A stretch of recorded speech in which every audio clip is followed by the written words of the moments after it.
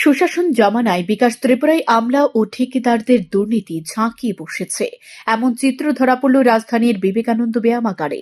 সেখানে রাজ্যের উদীয়মান খেলোয়াড়দের প্রশিক্ষণের ব্যবস্থাপনা নতুন করে নির্মাণ করা হচ্ছে, যার অর্থ রাশি প্রদান করছে প্রাক্তন সংসদ প্রতিমা ভৌমিক।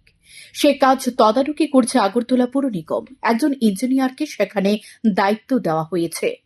ওনাকে সামনে রেখে হচ্ছে দুর্নীতি। ব্যায়ামাগারে প্রশিক্ষণ নিতে আসা ব্যায়ামবীররা হাতে নাতে ধরে ফেলল সিমেন্টের বস্তা হাতে সেলাই করার ঘটনা। তার ভেতরে সিমেন্টের সাথে পাথর ও বালি, এতেই যেন চক্ষু চড়ক গাছ। গতকাল কিছু ঢালাইয়ের কাজ হয়েছে সেই ভেজাল সিমেন্ট দিয়ে। আজ ধরা পড়ে বিষয়টি। এ ধরনের দুর্নীতি যাতে প্রশ্রয় দেওয়া না হয়, কারণ নবনির্মিত স্পোর্টস কমপ্লেক্সের মধ্যে জিমন্যাস্টিক সেন্টার এবং মেয়েদের জন্য জিম তৈরি করা হবে। আমরা এখন মাত্র আসলাম, তারাটা খুললাম সিমেন্টটা লামার জন্য, যেটা শিল্পে ভাঙা আর সব পুরা পাথর পুরা মেন্টালিটি খারাপ। তার জন্য আপনি তো দেখালাম কেমন সিমেন্ট, এটাই আমাদের বলতো, যেমন নেক্সট টাইমে কাজগুলো যেমন ভালো করে হয়।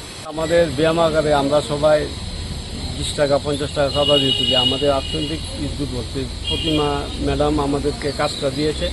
আমরা চাই ব্যায়ামাগারের যে একটা ঐতিহ্য আছে, সেই ঐতিহ্যটা নষ্ট হয়ে কাজটা যাতে সুন্দর হয়। আগামী দিনে আপনার আমার ছেলেরা এখানে প্র্যাকটিস করবে, সেই জন্য এখানে যাতে দুর্নীতিকে প্রশ্রয় না দেওয়া হয়, সেই জন্য আপনাদের সহযোগিতা কামনা করছি। আজকে আপনি কি দেখতে পেলেন এখানে এসে? এখানে এসে আমি যখন ড্রেস চেঞ্জ করছি তখন দেখি একটা টমটম গাড়ি এসেছে। টমটম গাড়ি থেকে কিছু সেলাই করা আধা বস্তা, পুরা বস্তা, কম বস্তা, এগুলি এই সমস্ত সিমেন্টগুলি এখানে ভিতরে ঢুকছে। তখন এখানে 6 বস্তা আছে এরকম খারাপ। তারপরে দেখে সেক্রেটারি বলেছে এখানে ভাঙা বুঝতে হয়েছে, দেখো। তখন ব্যায়ামাগারে সবাই গিয়ে দেখেছে বস্তা খুলে, যে বস্তার মধ্যে টাকা পাথর হয়ে গেছে। জানি না এর আগে যে দুটা ঢালাই দিয়েছে সেখানে কি ধরনের সিমেন্ট দেওয়া হয়েছে, কারণ আমরা তাদের উপরে ফিট ছিল যে তারা করবে।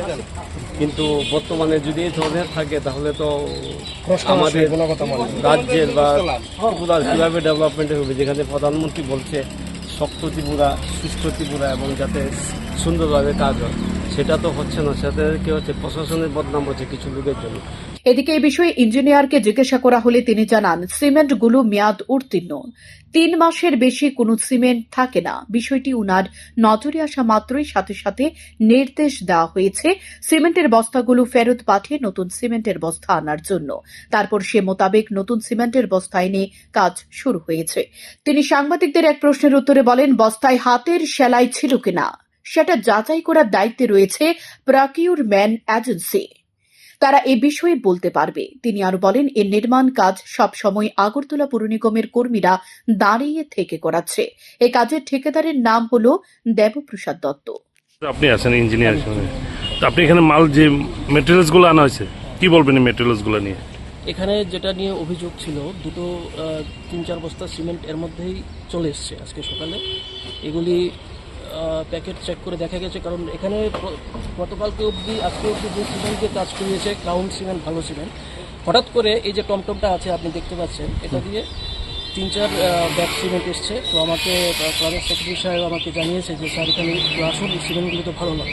তো আমি গিয়ে দেখেছি এজেন্সি আছে, যেমন দত্ত এসছে, ওনাকে দিয়ে বলছি তাড়াতাড়ি একটা চেঞ্জ করিয়ে যে স্পেসিফিকেশন আছে ওগুলি আপনি নিয়ে আসুন। তো এখানে ক্রাউন সিমেন্ট উনি এনেছেন, এভাবেই কাজ হবে। যেটা এখন ভালো সিমেন্ট আর ওগুলিকে ফেরত দেওয়ার কথা বলা হয়েছে। ওইগুলিতে কি আছে? ওগুলিতে দেখেছি একটু, মানে আমাকে দেখিয়েছে যে একটু এই একটু পুরোনো সিমেন্ট ছিল, তো 3 মাসের বেশি থাকে না, এটা একটু ক্লড হয়ে গিয়েছিল আর কি। ওগুলিকে বাদ দেওয়া হয়েছে, ফ্রেশ সিমেন্ট আনার কথা বলা হয়েছে, কিছু এনেছেনও আরও আনবে, ওগুলি দিয়েই কাজ হবে। দেখা গেল আদার্স মানে যেগুলো সিল করা প্যাকেট থাকে, হ্যাঁ, ওই সিল কেটে তার উপর আবার সেলাই করানো। দেখুন এগুলো তো প্রকিউরমেন্ট এজেন্সি আছে, উনি বলতে পারবেন কোনখান থেকে এনেছেন, কি আসল বিষয় সেটা তো আমি জানি না। এখন আনার পরে দেখা গেছে ওনারা আমাকে দেখিয়েছেন যে স্যার এটা দিয়ে তো কাজ করা ঠিক নয়, এটা প্রবলেম আছে, এটাকে সঙ্গে সঙ্গে বাদ দেওয়া হয়েছে এবং এটা দিয়ে যেন ফার্দার কাজ না হয় সেটাও ইনস্ট্রাকশন দেওয়া হয়েছে। হয়তো এখন ক্লাবে যারা প্র্যাকটিস করছে, হয়তো আজকে এক্ষণে ওরা এই জায়গায় উপস্থিত ছিল বলে এটা ধরা গেছে। ওরা যদি এই জায়গায় না থাকতো তো এই মাল দিয়ে কাজ হয়ে যেত। আমাদের স্টাফ, এটা কাস্টিং গতকালকে থেকে শুরু হয়েছে, আরসিসি কাস্টিং। আমরা আমাদের স্টাফ উপস্থিত থেকে, কালকে আমি সন্ধ্যা অবধি ছিলাম, যতক্ষণ ছিলাম কাজ করিয়ে, এবং আমাদের স্টাফ ছাড়া এখানে কোনো কাজ হয় আমরা অ্যালাউ করি।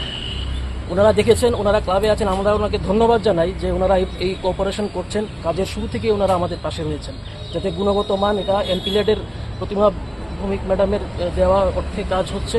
আমরা কখনোই চাইবো না যাতে এখানে গুণগত মান নষ্ট হয়। ওনারা যথেষ্ট সহযোগিতা করছেন প্রথম থেকেই, এবং আমরা তো আছি পাশে। আমাদের অবর্তমানে এখানে কোনো কাজ হবে না, দরকার বলে দেরিতে কাজ হবে, কিন্তু আমাদের ইন্সট্রাকশন যেমনবাবু আমাদের অফিসের অনুপস্থিতিতে এ ধরনের যেন ইনসিডেন্ট না হয়।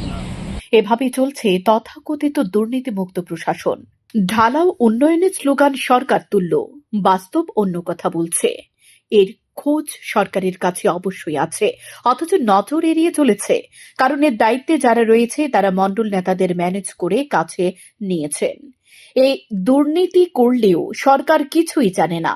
শহরের জনবহুল এলাকায় এই ধরনের দুর্নীতি স্পষ্ট করে দিয়েছে কতটা ভেজাল হচ্ছে সরকারি কাজে, অথচ কোনো ব্যবস্থা নেই।